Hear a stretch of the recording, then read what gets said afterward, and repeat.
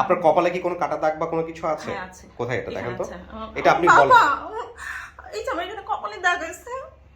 আপনি আপনি আপনি বলেন নাই কেন? হ্যাঁ, আমি বলি নাই। ঠান্ডা জেনে দিছিলাম তো মারে ফেলাম মতো দিছি। হ্যাঁ আর কি জিজ্ঞেস করবো, হ্যাঁ আর বড় বোনে যা কয় তাই শুনছি। আমার বাবার জন্য আজকে আমার এই দশা। আমার বাবা যদি ভালো থাকতো আমার এই দশা হতো না। মা বাবা না থাকাতে আমি অনেক কষ্ট, অনেক যন্ত্রণা ভোগ করছি। জান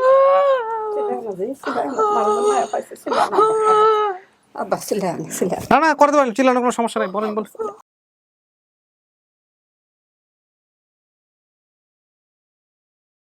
নামটা একটু বলেন প্রথমে। রিনা, আমরা তো গরিব ছিলাম তো এক দেশের যেমন বেরিয়ে আমার নানিরে কইতে হবে বাচ্চারা দেন আর মা দিতেছে না, নানি দিয়া দিছি 3-4 দিন থাকছি।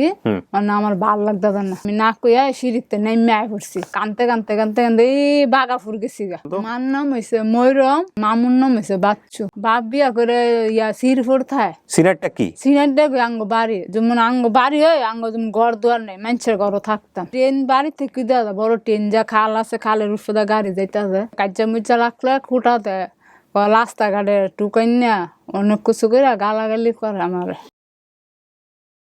রিনা খুব আনন্দ লাগতো। তো ওনাকে আমরা স্টুডিওতে নিব, কথা বলে তারপর আমি নিয়ে আসবো, দেখি আপনি চেনেন কিনা। আপনি হচ্ছেন মা? উনি মুরগি। আমরা একটু পরে ওনাকে ডাকতেছি। আপনাকে একটা ছবি দেখাবো, আপনি দেখে চিনবেন কিনা দেখেন তো। নানি আছে আমার, নানির চুলি লাল লাল। জান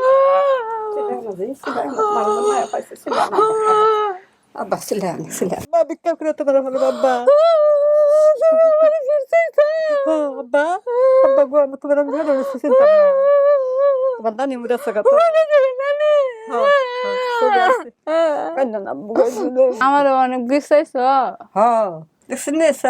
হ্যাঁ মিল আছে মাশাআল্লাহ। ফুলাবনে তো কান্দা, আমার নানি নাই, নানা নাই, কেউ নাই, আদর পাই না। কাকি নামটা একটু বলেন। মরিয়ম। স্বামী ছিলেন, উনি শ্রীপুরে থাকতেন? শ্রীপুর, সব কইছি। আচ্ছা। বাড়ি হচ্ছে চিনাইর ট্যাক নাকি সিনাইর ট্যাক, যেটা ব্রাহ্মণবাড়িয়া রেল লাইন আছে বাড়ির পাশে? আচ্ছা, অন্যের বাড়িতে থাকতেন, এখনো কি অন্যের বাড়িতেই থাকেন? খালের উপরে ব্রিজ ছিল, সেখান দিয়ে গাড়ি যাইতো, আছে তো? হ্যাঁ, বাড়ির চারপাশে আম কাঁঠাল গাছ ছিল। আলহামদুলিল্লাহ, এটা আপনার মা, আপনি স্বীকার করতেছেন। চলেন মিলাই দিই। আসেন, আপনি চলে আসেন।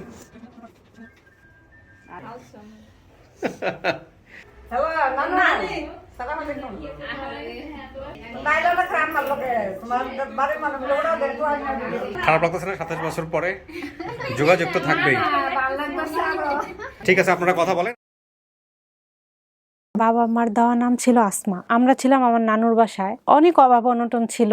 এক খালার বাড়ি আর কি, মানে রোকে আর মা খালা বলতাম আমরা। ওই খালার সাথে ঢাকায় আসলাম, আমারে ভাত খাইতে দিছে। আমার ভাইটা, ছোট ভাইটার কথা অনেক মনে পড়তেছিল। আমার নলেজে ছিল আমি চলে যেতে পারবো ময়মনসিংহ রামপুরা, যেভাবে যেভাবে আসছি। আমি ওই বাসা থেকে বের হয়ে গেছি। বাবার নাম হচ্ছে জাপক, মানে এটাই কুলসুম। আমরা 2 ভাই 1 বোন। আমার নাম আসমা, আমার 2 নাম্বার ভাইয়ের নাম রফিক, একবারে পিচ্চিটার নাম শফিক। আমার মামাতো বোনের নাম শরীফা। তাই এই ভাইয়ের হওয়ায় আমার বের হওয়া, আমি আর কখনো যেতে পারলাম না। পরের কাছে বড় হয়েছি, কাজ করতে করতে আমার দিনগুলো মানে চলে গেছে। আমার মা, আমার ভাই দুটাকে আমার খুবই প্রয়োজন, ওদের ছাড়া আমি অসহায়। নানুর বাড়ি এখানে, এই পাশেই বাড়ি, এর মাঝখানে নদী। আসমা, তাহলে আপনি আসেন স্টুডিওতে। চলে আসছে। আপনি কে? এক এক করে সবাইকে নিব ভিতরে। আসসালামু আলাইকুম।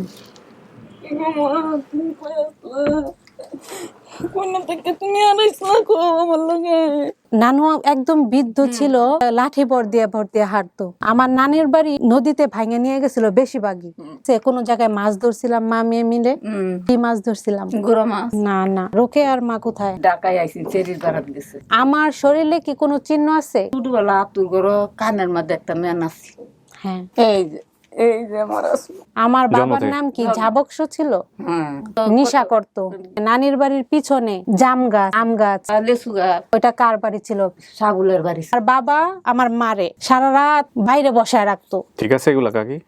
আমার নানি ফর্সা ছিল, হ্যাঁ সুন্দর আছে। গুজা হয়ে হাঁটতো লাঠি বর দিয়ে বর দিয়ে। ঠিক আছে এগুলা। হ্যাঁ আর নানির বাড়ির ভিতরে কতগুলা আনারস গাছ ছিল। ঘরের হাসি দে মা ও তো দিনে তুই কবর দা কিবা দিলা আরো তো আগে দনে কাম আছে। আপনার নাম কুলসুম? আমার একটা খালা ছিল, চারদিক দিয়ে নদী ছিল, মাঝখানে তার বাড়ি ছিল। তো এখন কি মনে হয় এটা আপনার মা? মনে তো হয়। শরীফা কোথায়? মরেছে। আমার বাবার জন্য আজকে আমার এই দশা। বাবা যদি ভালো থাকতো আমার এই দশা হতো না। মা বাবা না থাকাতে আমি অনেক কষ্ট, অনেক যন্ত্রণা ভোগ করছি। সবকিছু তো মিলতেছে, কিন্তু তারপর ওর ভিতর থেকে আসতেছে না, কারণ ওর চেহারা মনে নাই। এইটাই আমার মা ভাইয়া। না না, আপনি এভাবে বললে হবে না। না না, এইটাই আমার মা। আলহামদুলিল্লাহ, আপনি যদি একসেপ্ট করেন তাহলে এটা আপনার পরিবার। কত বড় বোন আমার তারা কিভাবে আপনার বাড়ি দুর্গাপুর? হ্যাঁ, দুর্গাপুর। দুর্গাপুর থেকে রামপুরের দূরত্ব কত? এই যে 7 মাইল দূর নাজিরপুর। শেষ পর্যন্ত সৌদি আরব মৈদরব ঘুরে তারপরে আমার এখানে আসছেন, তারপরে আইসা হচ্ছে এই ঘটনা ঘটলো। সমস্ত আমি দেখছি। হ্যাঁ এরা দেখছেন? হ্যাঁ দেখছি আমি।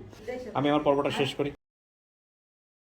আমার নাম ফারজানা আক্তার সুমি। আমার বাপ চাচারা 6 ভাই বোন। বাবা মানে হোটেলের ব্যবসা ছিল তো। খাবারের হোটেল নাকি আবাসিক? খাবারের হোটেল। আমার দাদু ঝুট মিলে কাজ করতো। দাদুর নাম বকু মোল্লা, বাবার নাম হাবিব মোল্লা। মায়ের নাম? শাহিনুর বেগম। বোনের নাম রুমি। বড় ফুপুর নাম পারবিন, মেজোটার নাম বিনা, আর ছোটটার নাম রেশমা। বড় চাচার নাম হলো মজিবর, আর ছোট চাচার নাম হলো হবি। বাড়ির পিছনে, স্কুলের পিছনে একটা জঙ্গল আছে। মের থেকে যখন উঠে দেখি ঘরে কোনো ফার্নিচার নেই। নানি বাড়ি দাদা বাড়ি কাছাকাছি ছিল? হ্যাঁ, বুকের দুধ আমিও খাইছি, আমার ছোট বোনও খাইছে। সেজন্য আমার বড় ছেলে আমাকে ঢেপসি করে ডাকতো। গ্রামের বাড়ি ভাইয়া খুলনা, আমার যেটুকু মনে আছে রূপসা বাড়িপাড়া। দুজন যুক্তি করে আমাকে একটা হাউসে দেয়। পর্যন্ত তারা না একটা স্ট্যাম্প পেপারে সই নিল ভাইয়া, শুধু সাদা।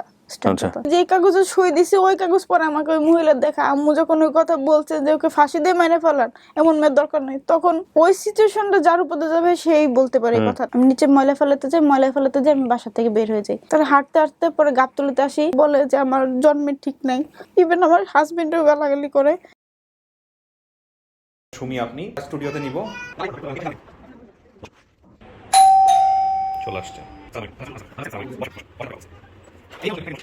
হাবিব মোল্লা কি কেউ আসছে? আপনি হাবিব মোল্লা, আপনার নাম কি? আপনি মা তাইলে?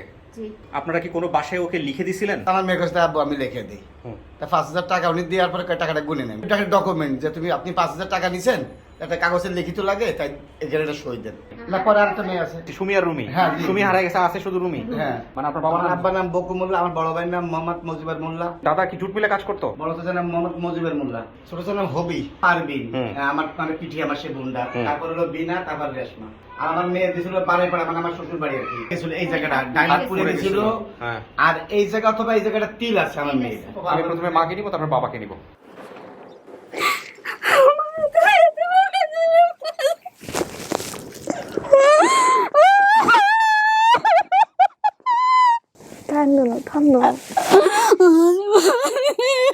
তুমি চিনতে পারছেন ওনাকে? হ্যাঁ, চিনতে পারছেন? পুরো দাগটা দেখি একটু। জেনে দিছিলাম তো মাইরে ফেলানোর মতন দিছি। হ্যাঁ আর কি জিজ্ঞেস করবো? হ্যাঁ আর বড় বোনে যা কয় হ্যাঁ তাই শুনছে। তাহলে ওই দিন ওই কথা গিয়ে যেন খুশি লাগছে, মাইরে ভালোবাসি। দেখেন আপনার মায়ের গালে তিল আছে, এই যে তিল। আপনার বাবা? জি, পারিবারিক গ্যাঞ্জাম লাগিয়েছে, সেদিন মায়ের একটু ভুল বুঝাইছে, সেদিনই তোকে তো তোর বাবা একবারে দিয়ে দিছে। পুলিশ আসলে তোকে কেউ নিতে পারবে না এখান থেকে। আমাকে বলছে তোর বাবা দেখ তোর বেঁচে ফেলাইছে, তোর আর কোনদিন তোর বাবা নিয়ে। আপনি কি করতেন ভাই ওই সময়টাতে? রিক্সা চালাতো। সময় তো ঢাকা রিক্সা চালাতাম যখন ঢাকায়। 17 বছর পরে পাইছেন। একদিন আমার মৃত্যুর একদিন আগে রুসলাম আমার সন্ধান পাবো। এবং দেখ আপনি একসেপ্ট করতেছেন যে এরা আপনার বাবা মা, এটা আপনার পরিবার। চিনেন? ভালো থাকেন আপনারা, দোয়া করবেন আমাদের জন্য, যারা চেষ্টা করছে তাদের জন্য। আমার নাম শাহনাজ। আমার বাড়ি হচ্ছে টাঙ্গাইল, বল্লা গ্রাম, কালীহাতি থানা। বাবা মা কারো নাম জানি না। আমার চাচা তখন টাঙ্গাইল ভোলা মসজিদে উনি ইমামতি করতো। উনি আমাকে টাঙ্গাইল একজনের বাসায় দিয়েছে। তো ওখানে দিয়ে যাওয়ার পরে আমার চাচা ওখানে আর দেখতে আসে নাই। কতদিন পরে আমি ঠিক জানি না। ওনারা টাঙ্গাইল থেকে সবাই ঢাকায় শিফট হয়ে গেছে। আপনাকে সহ ঢাকায় এসে আপনি হারিয়ে গেছেন। আপনার চাচার হালকা পাতলা দাড়ি ছিল, চোখ একটু টেরা ছিল, আপনার স্মৃতিতে যেটা মনে আছে। যে মহিলার কাছে দেয় সেই মহিলার নাম ছিল ছবি, ছবির জামাইয়ের নাম ছিল গোলাম রসুল মোল্লা। হয়তো একটা ভালো সংবাদ নিশ্চয়ই আপনাকে আমরা দিতে পারবো ইনশাআল্লাহ। আপনি স্টুডিওর ভিতরে চলে আসুন। আমার এই মুহূর্তে জানা নেই, চলে আসছি। আসসালামু আলাইকুম।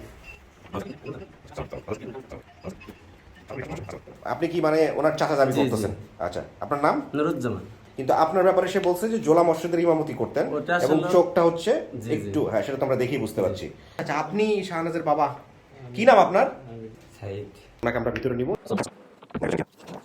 হ্যাঁ আমি চিনছি, আপনি আমার রেখে গেছিলেন। দেখো তো, মনে করে দেখো তো, তোমার যখন আনতে গেলাম, তোমার আমি ড্রয়িং রুমে যখন আমাকে বসতে দিল, হ্যাঁ হ্যাঁ আমি তুমি নিচে বসলা, আমার উপরে বসাইলো। তোমার আমি বললাম যে উপরে এসে বসো, হ্যাঁ বলছিলেন তখন আমাকে। তুমি তার দিকে তাকায় রইলে।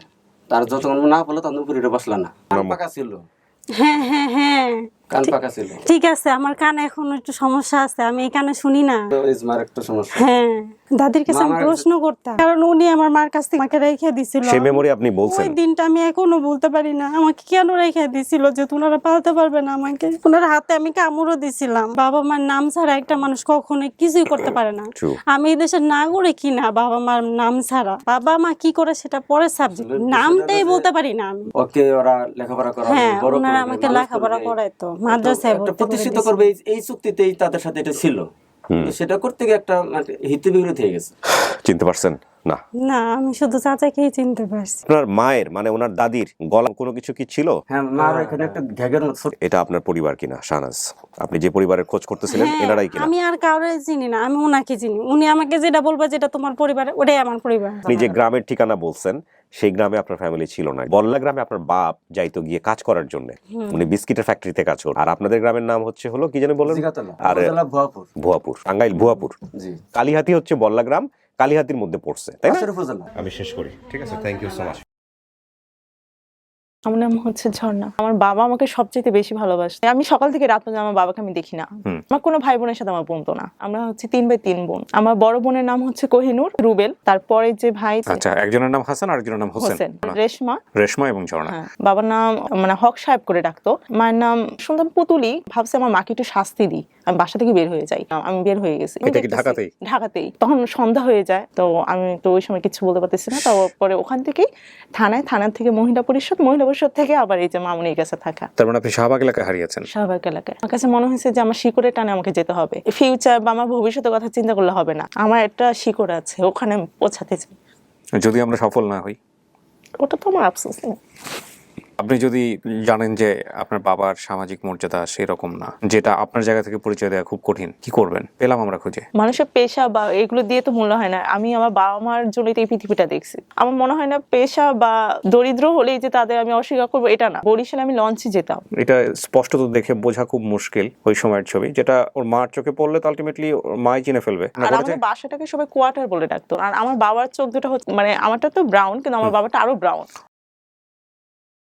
ঝর্ণা, আপনাকে সুন্দর লাগছে দেখতে। আপনার কপালে কি কোনো কাটা দাগ বা কোনো কিছু আছে? হ্যাঁ, আছে। কোথায় এটা দেখেন তো? আচ্ছা। এটা আপনি বলেন। এই যে আমার এখানে কপালে দাগ আছে। আপনি বলেন নাই কেন? হ্যাঁ, আমি বলি নাই। আমি চলে আসুন, বেস্ট অফ লাক। ঠিক আছে, আমরা ওয়েট করি।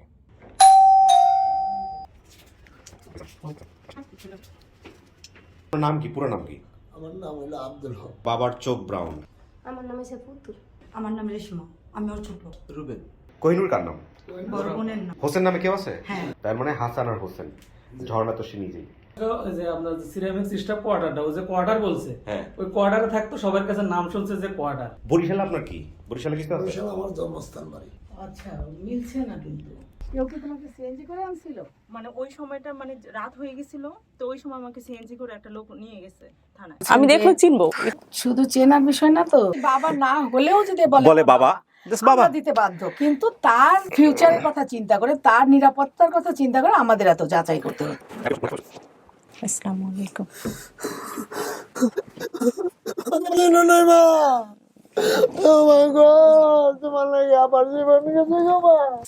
ছবিটা দেখেন তো একটু। চেনা লাগতেছে, মানে ওইরকম মনে আসতেছে না। আমার এখানে যে একটা দাগ, এরকম একটা দাগ আছে আমার মার। আমার একটা দাগ আর মার চোখ সাদা, আমার বড় বোনের চেহারা পাইছে।